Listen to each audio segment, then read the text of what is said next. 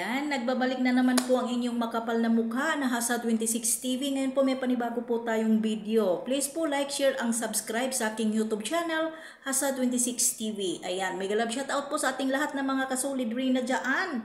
Ayan po sa lahat po ng mga sponsor, supporters, mega galab shoutout po sa inyong lahat. Siyempre naman po, Trinas Community, Arwinim, at siyempre po ang aking Lasinggera team, mega galab shoutout kaagapay Jerry, kaagapay Grace, LMG Official, kaagapay mo, mega galab shoutout po, supportan po natin. At siyempre po kay Ate Perlas Vlog, mega love shout out po. Ayan Ma'am Kisnil Channel, suportahan po natin. LMG Official, and po kay Tito Manny, suportahan din po natin mga palangga. Ayan, hindi na tayo magpaligoy-ligoy pa, no?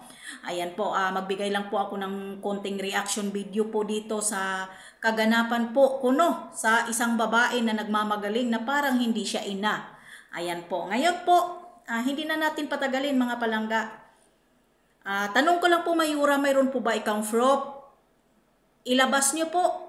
At sino po bang nagsasabi sa inyo na nakita at naano ninyo si Rina sa St. Luke's?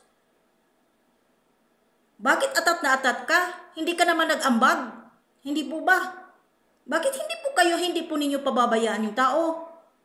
Parang hindi ka ina, Mayura, no? Sa ginagawa mo kay Nanay Melanie, alam mo sa mga paratang at paninira mo kay Nanay Melanie at kay Rina na puro ka na lang paninira sa kanila. Alam mo, sa totoo lang, Mayura, babalik yan sa buong mong pamilya. Anak mo, pamangkin mo, apo mo. Yan. Matutuwa ka na yung anak mo katulad halimbawa kay Rina, tapos sisiraan kita ng ang iyong anak mong sobra-sobrang paninira ko sa iyo. Yung anak mo, hindi masakit sa iyo? Ha? Barado utak mo, Mayura. Para lang makabuse ka. Hindi po ba, Mayura? Ha? Hindi ka na nahihiya, manira ka na kay manira ka sa mag-ina, manira ka sa pamilya ni Rina? Bakit hindi ka na lang mag-concentrate dyan sa mga mag-reaction video ka sa Team Kalingap? Hindi ka na nahihiya sa mga ginagawa mong paninirang puri doon sa sa pamilya ni Rina? Ano-ano na lang mga binabalita mo sa yung channel? Kasinungalingan lang. Drawing lang. Ba't atat na atat ka? Anong problema mo? Atat na atat ka talaga. Atat na atat ka. Nananahimik nga kami na may alam kami eh. Ikaw, nakita mo ba talaga? May CCTV talaga? May tao talaga nandoon? Kundi dapat, si sana pinicturan ninyo si Rina. Diba? Dapat sana pinuntahan nyo at nagutos at nagbayad ka para hindi ka magmukhang tanga at buba sa mga ginagawa mo. Puro ka sinungalingan. Matagal ka ng sinungaling, Mayura. Matagal ka ng sinungaling. Diba? Ikaw rin nagbalita at nagpapaano na ikaw ang may alam sa sekreto ng Idrin, pinagkatiwala sa iyo ni Edo noong nandoon si Edo sa Hong Kong. Diba? Kilig-kilig match daw.